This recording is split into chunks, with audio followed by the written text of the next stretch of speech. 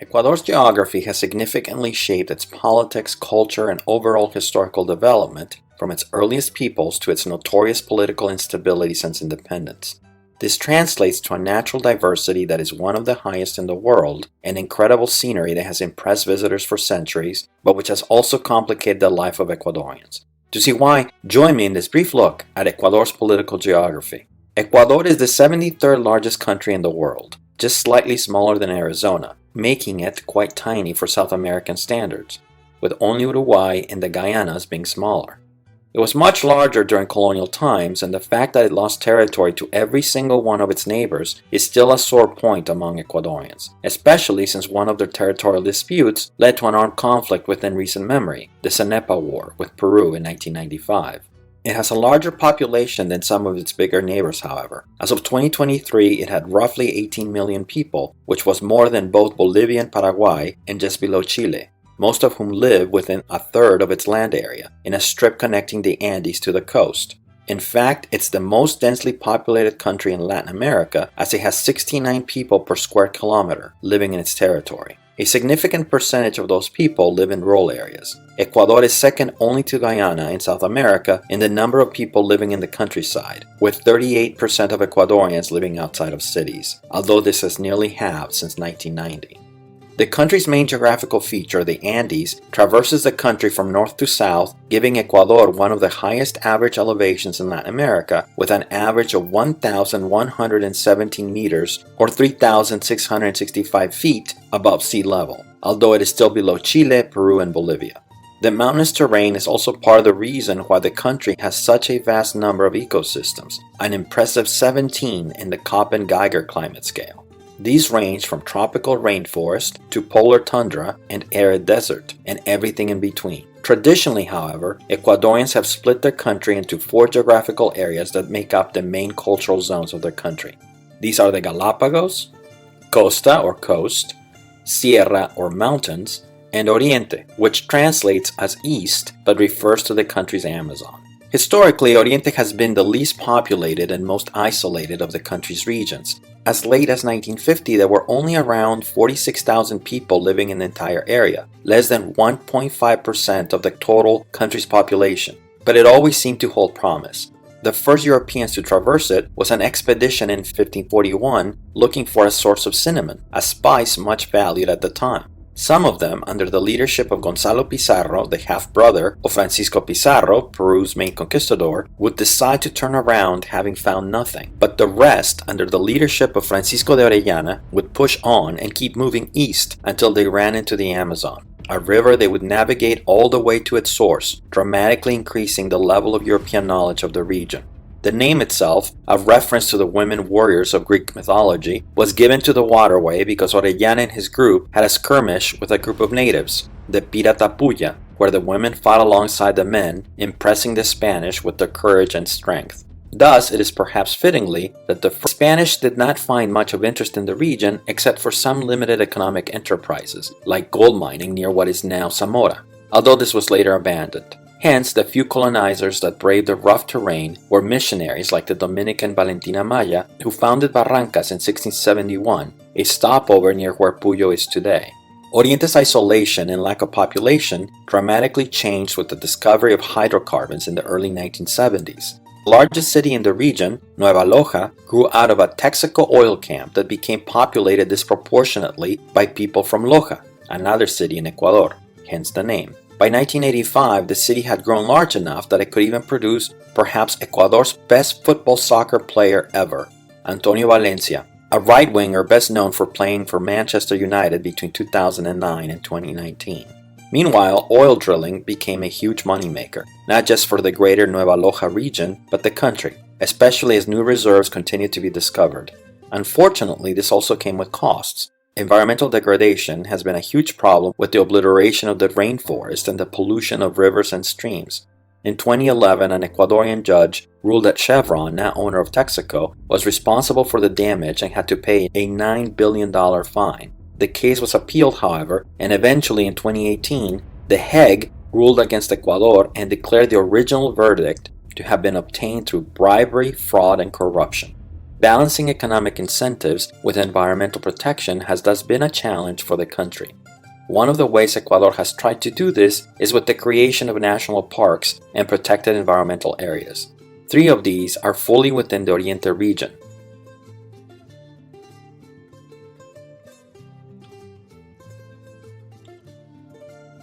And the Yasuní National Park. They feature some of the most diverse areas on planet Earth, with any number of mammals, reptiles, and amphibians, including manatees, capybaras, anacondas, frogs, and crocodiles, as well as what scientists estimate are 5% of all plants on planet Earth, including a number of endemic species such as the orchids known scientifically as Lepanthes mucronata and Lianthes capitatus.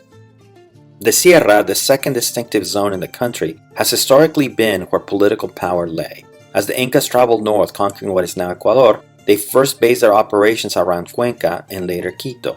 The latter would ultimately become the capital of the province, while Tumipampa, a town near the former, would eventually be the birthplace of Huayna Capac, the last of the Inca emperors before the arrival of the Spanish.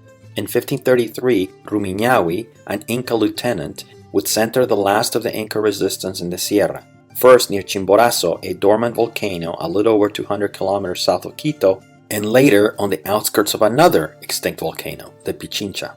The Europeans would prevail and would also find the Quito region a suitable place for an administrative center, founding the Spanish city in its current place on December 6, 1534, under the leadership of Sebastián de Benalcázar. In 1563, it would become the seat for a Real Audiencia, originally a judicial jurisdiction that over time became a quasi-province under the theoretical control first of the Viceroyalty of Peru and after 1739 the Viceroyalty of New Granada. Given this political structure then, it's not surprising that the Sierra would also be the setting for much of the struggle against the Spanish crown. First, there was a tax revolt in 1765 that turned into an insurrection that temporarily overthrew Spanish authority. Later, a junta declared itself independent in August 1809 when Napoleon imposed his brother as Spanish king, which held on to power for a few months, and finally, not quite 13 years later, the Battle of Pichincha, the decisive military action that expulsed the Spanish from Ecuador.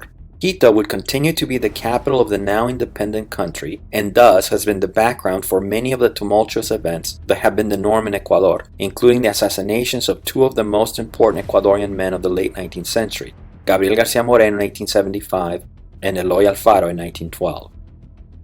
The rise of José Velasco Ibarra, the most prominent Ecuadorian politician of the 19th century, several coups, and the many modern protests that have removed multiple Ecuadorian presidents. Historically, the Sierra has also had a disproportionately large population of indigenous people. Today, this is especially the case around Otavalo, in the northern Andes, where Quechua is widely spoken, and is famous for its textiles and market, as well as one of its typical dishes, cuy asado, or roasted guinea pig, which is prepared with local spices over charcoal. Otavalo is also known for its Fiesta del Yamor, a festival that celebrates a local corn-made drink, as well as Mother Earth, Alpamama, and the Virgin Mary, the city's patron saint. The rest of the Sierra, although with fewer people self-identifying as indigenous, still celebrate their traditions in some of the most important festivals in the country, such as the Fiesta of Fruits and Flowers in Ambato, a parade full of music and color, and the election of the city queen, the Paseo del Chagra in Machachi, a festival full of tricks with horses and bullfighting that honors the local rural traditions. And of course the Inti Raymi, an ancient Inca custom that marks the summer solstice with dances and rituals and over the years has become a great example of syncretism, the blending of ancient indigenous religious practices with those brought by the Spanish. This kind of mixing is also evident in the food typical of the region, which tends to feature roasted or fried pork, what the locals call hornados and fritadas, as well as soups like the guatita and yaguar locro, which star various kinds of animal innards with potatoes and local spices. The coast is the third distinctive region of Ecuador, historically centered around Guayaquil, which today is the largest city in the country, outnumbering Quito by some 500,000 people. Some of the most important ancient Ecuadorian civilizations, like the Valdivia culture, developed along the coast, especially around the Santa Elena Peninsula. By the time the Spanish showed up, however, it was the area around the Guayas River that became important to them because it had one of the natural harbors along the Pacific coast of South America, with a very fertile surrounding hinterland. Francisco de Orellana founded Guayaquil in 1538, and soon after it became one of the main shipyards in Spanish America and a crucial link to the outside world. This status as a trade hub consolidated the city as Ecuador's economic capital, making it a natural target for pirates who attacked it in 1687 and 1709, and later, once the country gained independence, a natural base for Ecuadorian liberals who wanted free trade and a more open society. Friction between the liberals of Guayaquil and the conservatives of the Sierra in turn led to the Marxista Revolution of 1845, the Liberal Revolution of 1895, and the dominant source of conflict in Ecuadorian politics all the way to the present. The coastal region is also the source for some of the Ecuadorian things most likely to be recognized abroad. These include the country's national dish, bolón de verde, a kind of fritter made with mashed green plantains and cheese, usually eaten for breakfast, as well as the pasillo ecuatoriano, a type of music traditionally played with guitar, mandolin, and other string instruments. The genre had its origins in the Colombian Andes in the 19th century, when Ecuador was still part of Gran Colombia, but it soon spread south where it gained a distinctive Ecuadorian style. Its most prominent interpreter, Julio Jaramillo, a man born in Guayaquil in 1935, made it famous in the 1960s and 1970s as he sang his way through Latin America. Today, it continues to be popular in the country as younger generations help it evolve. One last distinctive product from the coast is probably its most famous, the toquilla straw hat, although you're more likely to know it as the Panama hat. That's because although a version of the hat already existed in pre-colonial times around the town of Montecristi, it began to be exported from the Spanish Empire, and as cargo from South America always went through Panama on its way to Asia and or Europe, the hat became associated with the place in the trade network that it came from, and not the original place of origin. Meanwhile, if indigenous culture dominates the Sierra, the coast is the epicenter for Afro-Ecuadorian culture. The number of black people is disproportionate here because Guayaquil's commercial hub status also made it an important entrepot in the trading of enslaved Africans. But perhaps most importantly, it is also the case because it was here that one of the most important communities of free blacks in the Americas occurred. This happened because in 1553 there was a shipwreck that was carrying a number of enslaved people who managed to kill their Spanish captors and find refuge in the area around what is now Atacames.